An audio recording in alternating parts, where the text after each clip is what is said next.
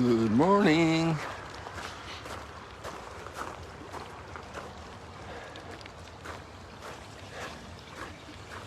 The storm doesn't seem to be completely over yet.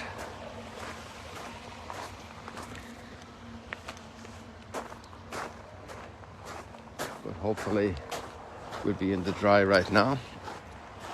Lots of fresh rainfall.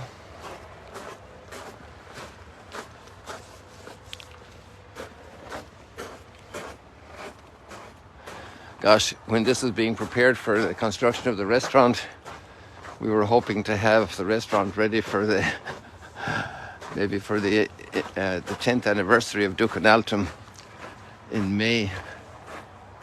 But that's another casualty of the 7th of October event.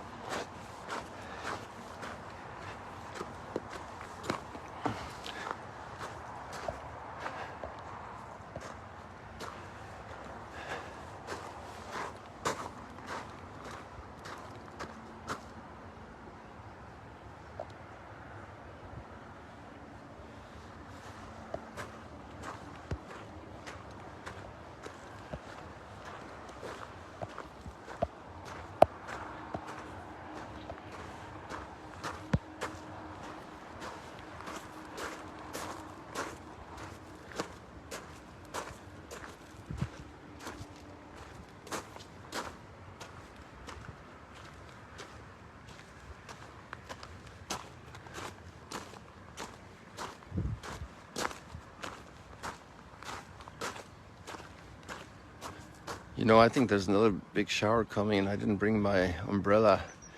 I thought the prediction was dry. There's a rainbow coming, look. It's very faint, but it's there right now in the center of the screen. I don't know if I can pick it up for you. Maybe it's better to be zoomed out. It's right over there. It's in the screen now, but it's very, very faint.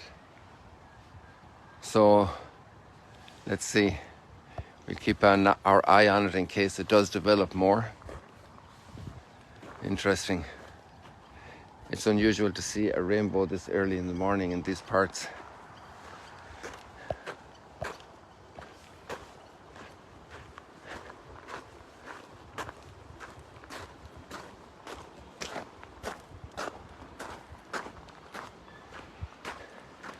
So we got a very tough first reading today in Samuel, which is the beginning of the end of King Saul. And he doesn't carry out an order from God. That's the whole purpose of this chapter.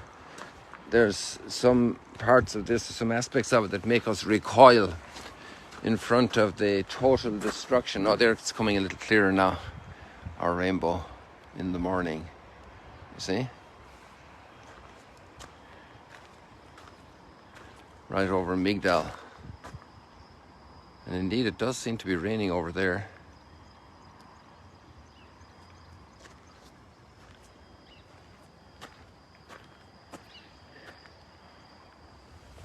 So we have a rainbow at sunrise. A sunrise rainbow.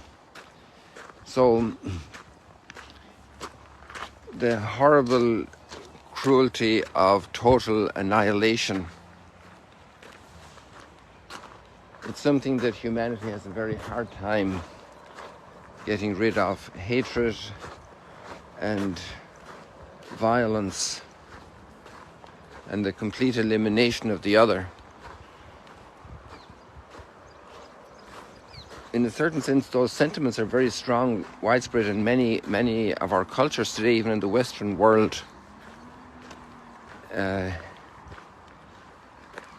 cancel out completely the other.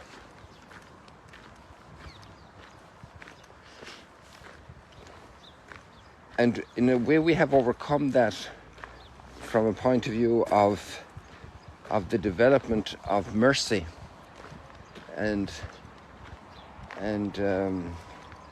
there's another word that's not coming to me that's used a lot, restraint. restraint. And we have then a very strong principles about civilian populations and just attacking hostile combatants. But it's a very hard thing for humanity to completely acquire this respect for the other,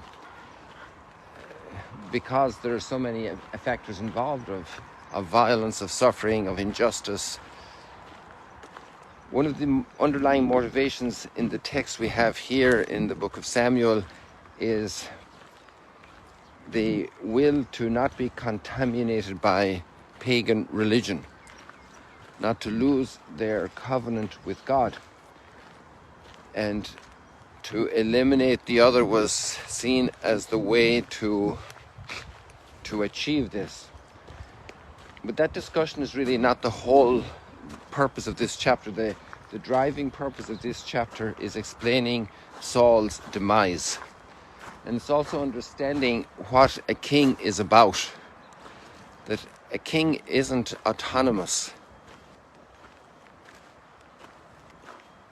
Today, most of the monarchies, at least in Europe, are, where they still exist, are incredibly powerless, because the power is in the parliament, in the prime minister, and the monarchy functions more as a representative institution of the people, of the nation, of the country.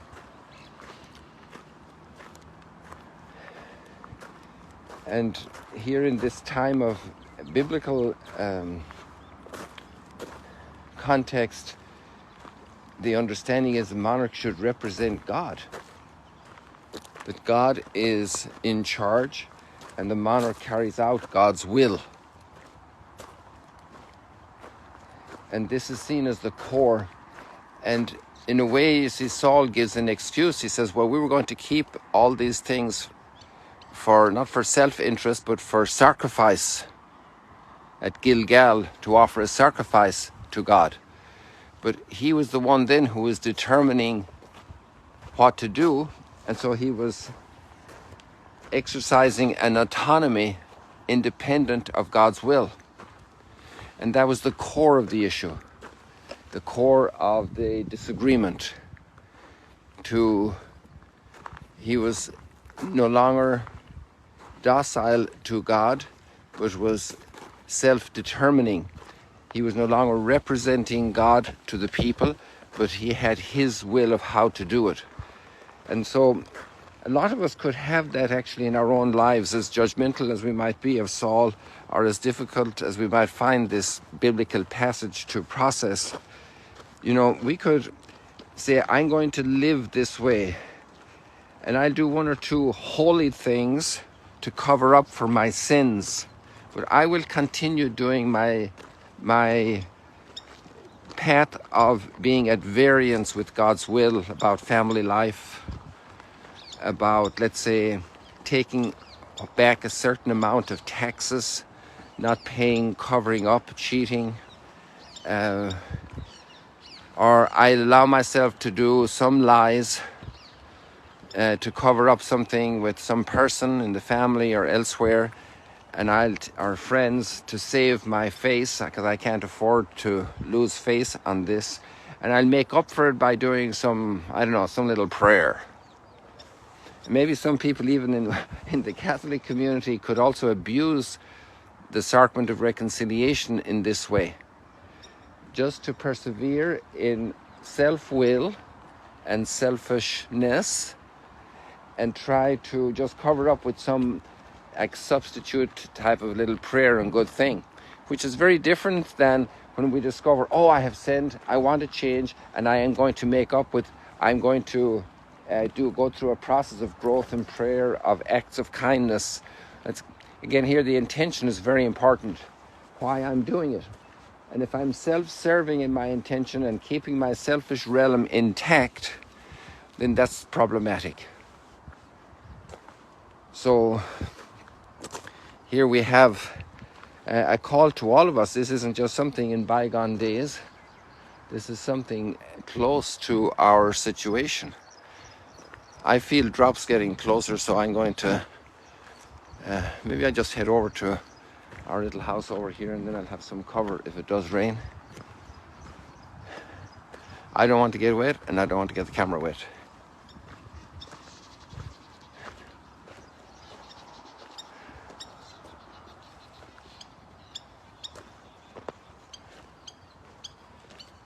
And then we move to the gospel, and there's a whole issue about fasting. Again, that's a very interesting subject and a great need for the human being who wants to progress spiritually. It's not possible to grow spiritually without self-denial. And fasting is an expression of self-denial, and it's very tangible very quickly, because if you skip a meal or 2 meals, or just some people do bread and water, that's beginning to get the reins over our tendencies. It strengthens the will, and it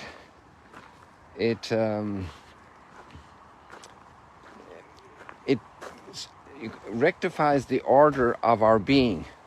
We don't let every impulse, every sensual impulse particularly, be the deciding norm of my reactions, my desires.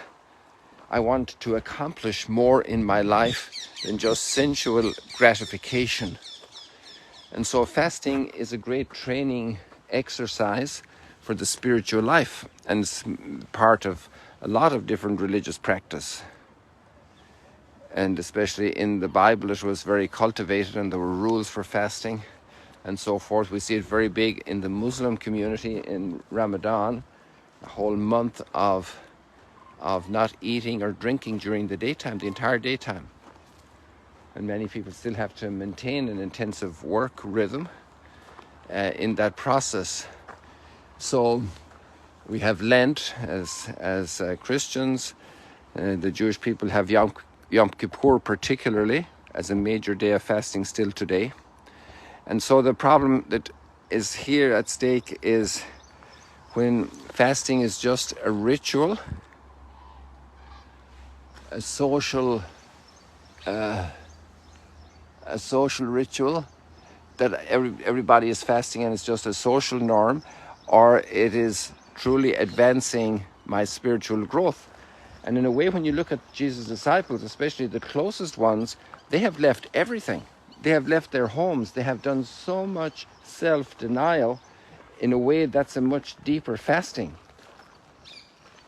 The very fact, and I'm not trying to boast about it or anything, but the very fact that I don't own money since 1974, 50 years ago, this September, that I don't exercise ownership of money, has a number of limitations. The purpose of that is to grow in a great sense of dependence on providence. And that's also a form of relinquishing of self-denial, and the vow of chastity also. And then the vow of obedience, to be able to be sent in different places. So I have to relinquish a lot from myself to follow this path of spiritual growth. I would even think that the sacrament of marriage, the entering into marriage, is a path of great self-renunciation, because one binds oneself to the will of the other and the good of the other, even if the other is difficult and challenging and maybe in very negative circumstances of health or of mind or of emotional situations. And so there are many pathways for self-denial. And so Jesus was saying we need to renew the way of fasting. There's also another very nice line in there that maybe we'll comment at the Mass this evening about the spousal expression that's there, the use of that in this gospel story. People, we'll leave it like that. God bless you. See you later, alligators. Have a wonderful, blessed week.